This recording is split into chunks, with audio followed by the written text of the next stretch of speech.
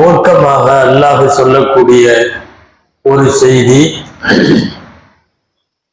சுமார் ஒரு பக்க அளவில் அதே செய்திதான் பேசப்பட்டது. அவதூறு கூறுவதை குறித்து, இட்டுக்கட்டி பேசுவதை குறித்து, அடுத்தவர்களை பற்றி இருப்பதை மட்டுமல்ல இல்லாததையும் பேசுவது குறித்து கண்டிக்கிற வசனங்கள் இன்றைக்கு நிறைய ஓதப்பட்டது சூரா அன்-நூர் அத்தியாயத்தில்.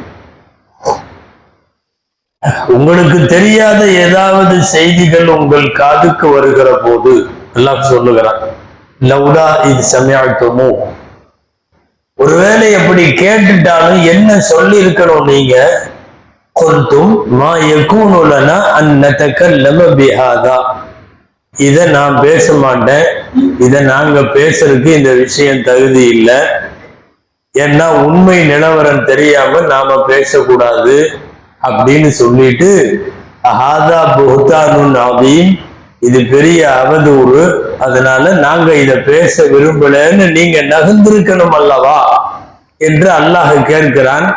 நீங்கள் கேள்விப்பட்டிருக்கலாம், ஆயிஷா அம்மாவை பற்றி தவறாக ஊருக்குள்ளே முனாஃபிக்குகள் என்கிற நயவஞ்சகர்கள் பேச துவங்கிய போது அல்லாஹ் இதை சொல்லுகிறான். யாரோ ஏதாவது ஒரு அவதூற பேசுறாங்க அப்படின்னு சொன்னா நீங்க கூட சேர்ந்துக்கலாமா? நீங்க சேரக்கூடாதுல்ல, எங்களுக்கு இந்த விஷயம் தெரியாது, இதை நாங்க பேச விரும்பல, இது பெரிய அவதூறா தெரியுது அப்படின்னு ஒதுங்கத்தானே செய்ய வேண்டும் என்று அல்லாஹ் சொல்லுகிறான். அன்பிற்குரியவர்களே, அல்லாஹு தஆலா அடுத்தவர்களின் மானங்களில் தலையிடுவதை ஹராம் என்று வைத்திருக்கிறார். பச்சையா அது ஹராம்.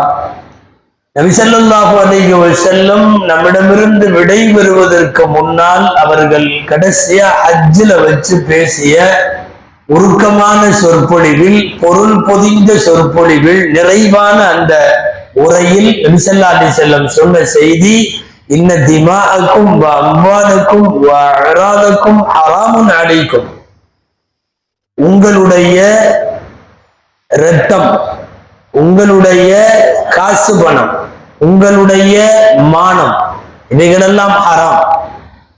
அடுத்தவர்களின் இரத்தத்தை ஓட்டுவது, கொலை செய்வது எப்படி குற்றமோ, அடுத்தவர்களின் காசை கை வைத்து எடுப்பது, திருடுவது, அபகரிப்பது எப்படி குற்றமோ, அடுத்தவர்களின் மானத்தில் தலையிடுவதும் அதே சம அளவு குற்றம்.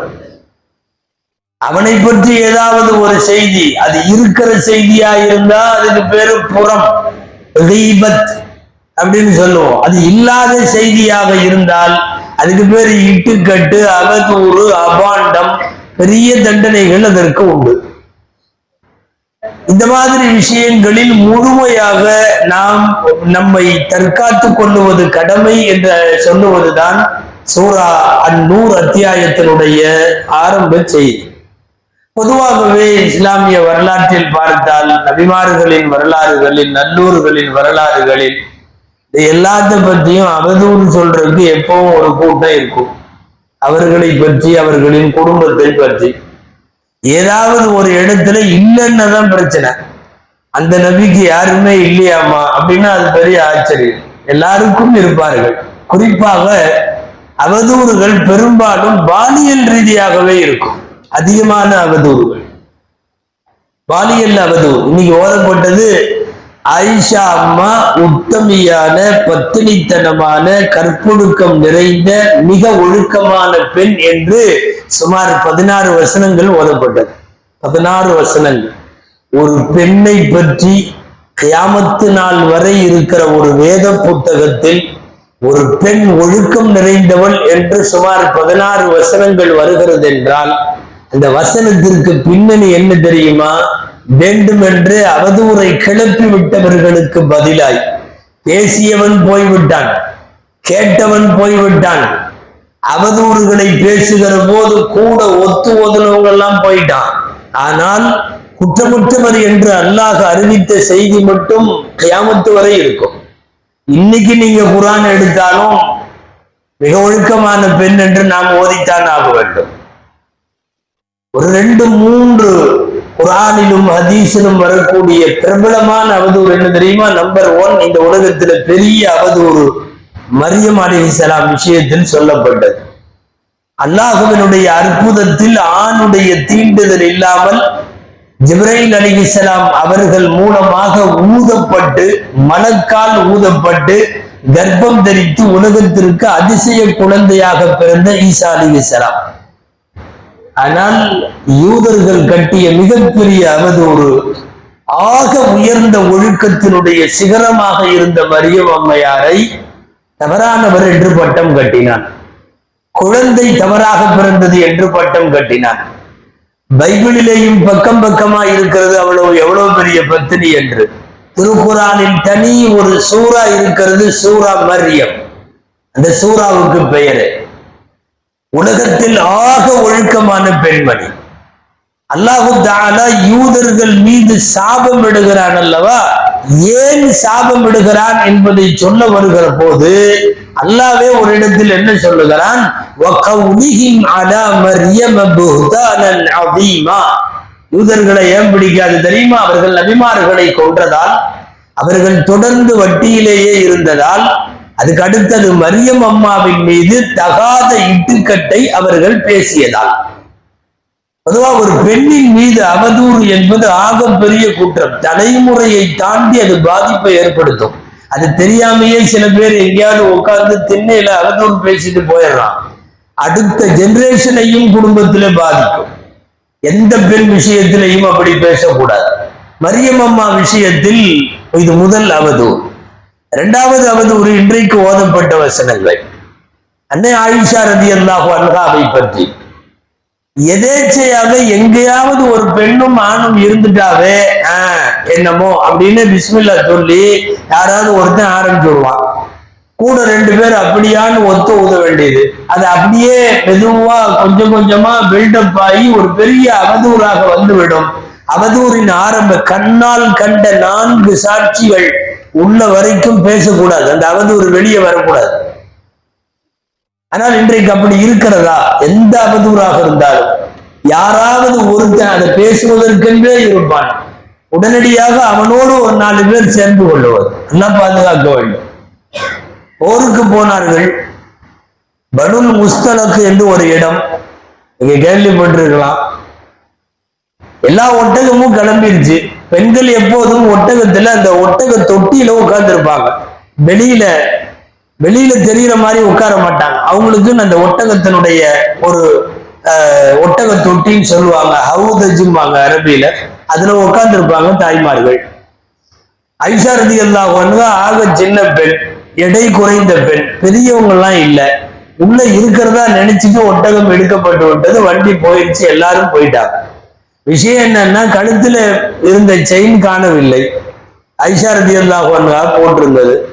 அதை தேடி கொண்டு போகிறார்கள். இங்க தேடி அங்க தேடி அப்படியே தேடி தேடல்ல கொஞ்சம் தூரம் போயாச்சு. இவர்கள் எல்லாம் அவர் வண்டியில இருக்கிறாருன்னு நினைச்சிட்டு வண்டி புறப்பட்டு போய்விட்டது. அவர்கள் எல்லாம் மதீனாவிற்கு போய்விட்டார்கள். மதீனாவிலிருந்து கொஞ்சம் வெளியே தூரம். கடைசியா காணாமல் போன கழுத்து சங்கிலியை தேடுவதற்காக போனவர்கள் திரும்பி வர்றப்ப இங்க யாருமே இல்லை. ஒரே ஒருத்தர் மரத்தடியில தூங்கிட்டு இருக்கார். அவருக்கு பேரு சஃப்வான் இப்னு முஅத்தல். அவர் உறங்கி கொண்டிருக்கிறார். எந்திரிச்ச உடனே பார்த்துட்டார். அவர்கள் முழு ஹிஜாபோடு இருக்கிறார்கள். ஆனால் ஹிஜாபிற்கு முந்தைய ஹராம் என்ற ஹிஜாப் சட்டமாக ஆக்கப்படுவதற்கு முன்னாலே ஆயிஷாவை பார்த்தவர்கள். சஃப்வான் இப்னு முஅத்தல் உம்மஹாத்துல் முஃமினீன்களில் ரசூலுல்லாஹ்வுடைய மனைவிமார்களில் ஒருவர், உலகத்திற்கெல்லாம் தாய். அவர்கள் இப்படி ஆகிவிட்டார்கள். உடனடியாக ஒட்டகத்தை எடுத்துக்கொண்டு, நாம் சொல்லுவது ஆயிஷா ரலியல்லாஹு அன்ஹாவுடைய அறிவிப்பு, ஃபஅனாக ராஹிலத்தஹு மா கல்லம்துஹு வலா கல்லமனி வல்லாஹி. அல்லாஹ்வின் மீது சத்தியமாக ஒட்டகத்தை கொண்டு வந்து என்னிடத்தில் நிறுத்தி திரும்பி நின்று கொண்டார். நான் ஒட்டகத்தில் ஏறியதற்கு பிறகு அவர் அமராமல் பிடித்து கொண்டே மதீனா வரை நடந்து கொண்டு வந்தார். அல்லாஹ்வின் மீது ஆணை, அவர் என்னோடு ஒரு வார்த்தை பேசவில்லை, நான் அவரோடு ஒரு வார்த்தை பேசவில்லை. மதீனா வந்தாச்சு. இது ஒண்ணு பத்தாதா? அங்க இருந்து இது வரைக்கும் ஒரு ஒரு 7-8 கிலோமீட்டர் வந்திருக்கிறாங்க, ஒரு 7-8 கிலோமீட்டர் 2 பேரும் வந்திருக்கிறாங்க. அப்படிங்கிறப்போ ஊர்ல இதுக்குன்னு சில பேர் எப்பவுமே இருப்பான். ஏதாவது ஒரு ஒரு விஷயத்தை, அதாவது கண்ணில் பார்க்காமல் ஏதாவது எங்காவது ஒருவரும் இன்னொருவரும் அங்கு நின்றிருந்தாலே அதை வேறு மாதிரி எல்லாம் சொல்லுவது. மதீனாவில முனாஃபிக்குகளின் தலைவன் ஒருத்தர் இருந்தான், அவன் தான் கிளப்பி விட்டான். இந்த செய்தி கிளப்பி விட இதுல பல பேர் சேர்ந்து கொண்டது எல்லாமே முனாஃபிக்குகள். பொதுவாகவே இந்த அவதூறு இட்டுக்கட்டு சொல்றவன்ட்ட நீங்க உலகத்துல எங்க தேடி பார்த்தாலும் அவன் கண்டிப்பா முனாஃபிக்குடைய அடையாளம் சிலதெல்லாம் அவன்கிட்ட இருக்கும். யார் அவதூறு சொன்னாலும் எல்லாம் பாதுகாக்கணும். எல்லா முனாஃபிக்குகள். ஒரு சில பேர் முஸ்லிம்களும் கேள்விப்பட்டவர்கள் அப்படியா என்றார்கள். இன்னைக்கு ஓதப்பட்டதுல அதுதான் சொல்றான். நீங்க அப்படி கேட்கலாமா? வாயில கேட்ட உடனே என்ன சொல்லி இருக்கணும்? நீங்க மா யகூனுலனா அன் நதகல்லம பிஹாதா, நாங்கள் இதை பேச மாட்டோம். இது சுப்ஹானக ஹாதா புஹ்தானுன் அதீம், சுப்ஹானல்லாஹ், இது பெரிய இட்டுக்கட்டா தெரியுதுன்னு நல்லா சொல்லியிருக்கணும் நீங்க அப்படின்னு சொல்லி அல்லாஹ் கண்டிக்கிறார். இரண்டாவது அவதூறு, ஆண்களிலே ஹஜ்ரத் மூசா அலைஹிஸ்ஸலாமினுடைய மறைவிடம் சம்பந்தமாக, அவர்களினுடைய மர்ம இடம் சம்பந்தமாக அவதூறை கிளப்பிவிட்டு அந்த செய்தி ஊரெல்லாம் பரவ அதிலே ஒரு மகிழ்ச்சி பல பேருக்கு ஏற்பட்டது. எல்லாம் அந்தந்த காலத்திலே வாழ்ந்த முனாஃபிக்குகள், ஒண்ணுமே இல்லை. மரியமை இட்டுக்கட்டு சொன்ன போதும், அதே மாதிரி ஆயிஷா அம்மாவை சொன்ன போதும், மூசா அலைஹிஸ்ஸலாமினுடைய காலத்திலே சொன்ன போதும் எல்லாம் முனாஃபிக்குகள். இட்டுக்கட்டு என்பது சொல்லால் செயலால் அடுத்தவர்களுடைய மானத்திலே தலையிடுவது. மானத்துல தலையிடுவது பச்சையா ஹராம். இந்த அவதூறு இட்டுக்கட்டுல மட்டும் ஒரு ஸ்பெஷல் இருக்கு அல்லாஹ்ட்ட, ஒரு தண்டனை. என்னன்னா, அவதூறு சொன்னவனுக்கு அவன் குடும்பத்திலோ அவன் வம்சத்திலோ அல்லாஹ் அதை கொண்டு நிறுத்தி விடுவான். எல்லாம் பாதுகாக்கணும். யாரை பத்தியாவது பேசணும்னா ஆதாரம் இல்லாமல் நேரடியாக காணாமல் வெறுமனே 2 பேர் ஒரு இடத்துல நின்றிருப்பதை வைத்துவிட்டு தவறாக சித்தரித்து, அதுவும் இந்த காலத்துல இந்த சோசியல் மீடியா இருக்கா, ஏதாவது 2 வரிய பிஸ்மில்லான்னு எழுதி போட்டு அவன் போயிடுவான். அதை ஒட்டி சில பேர் வருவானுங்க வரிசையா, அந்த 2 வரிக்கு விரிவுரை எழுதுவான். அவன் அல்லாஹு அக்பர் எக்கச்சக்கமாக, அதாவது கழிவறை சுவர்கள் மாதிரி ஆயிடுச்சு இன்னைக்கு உள்ள வாட்ஸ்அப் குரூப்புகளும் பேஸ்புக்குகளும். இஷ்டத்துக்கு எதையாவது எழுத வேண்டியது. அப்படி யாராவது ஒரு அவதூறை சாட்சிகள் இல்லாமல் அப்படி பேசுகிற போது அந்த இட்டு கட்டுறதுக்கு கூடி என்ன தெரியுமா?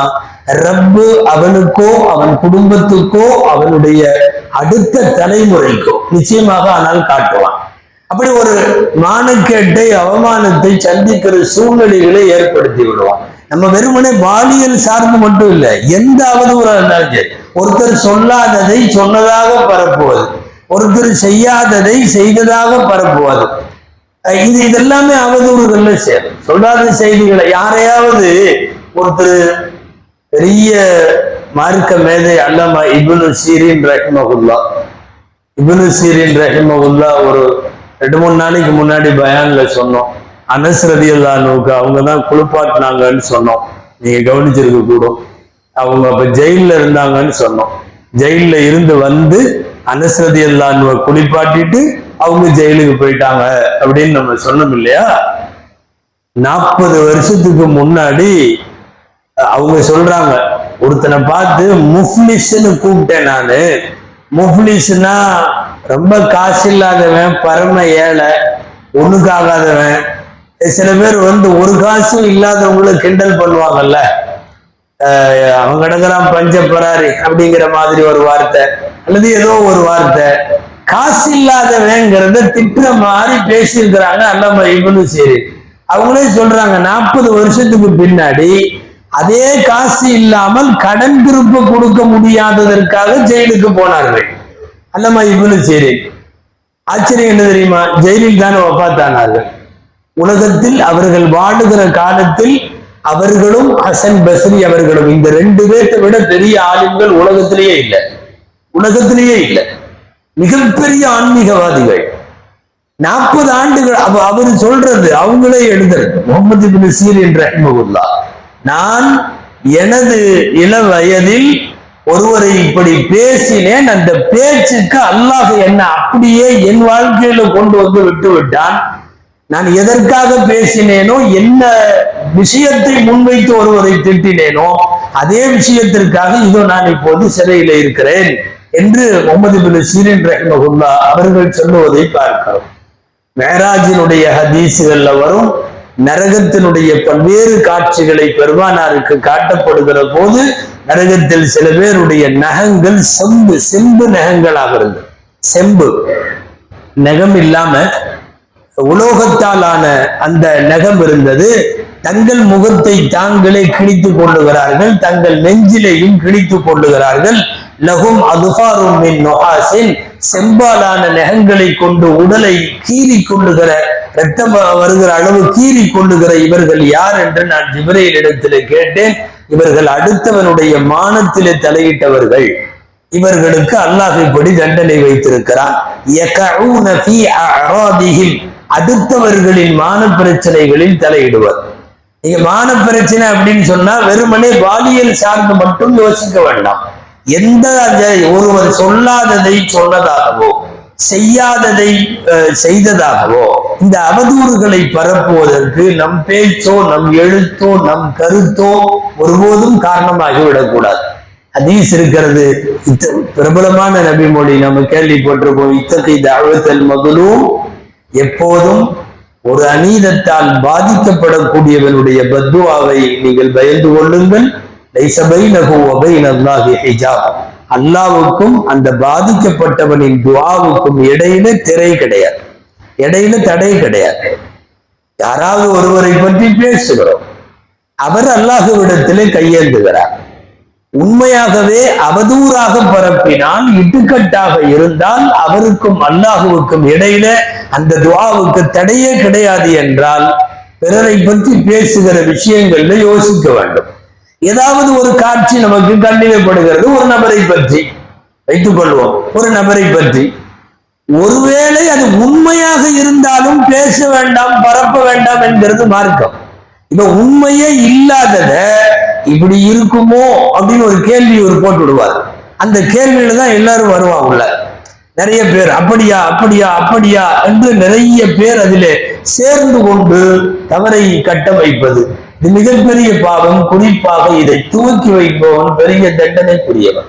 அல்லாஹ் பாதுகாக்க வேண்டும். வாயினால் செய்யக்கூடிய ஏராளமான தவறுகளில் ஒரு பெரிய தவறு, அல்லாஹ் இன்றைக்கு ஓதப்பட்ட சூரா நூறில் ஒரு பக்க அளவில் இந்த அவதூறுகளை குறித்து பேசுகிறான்.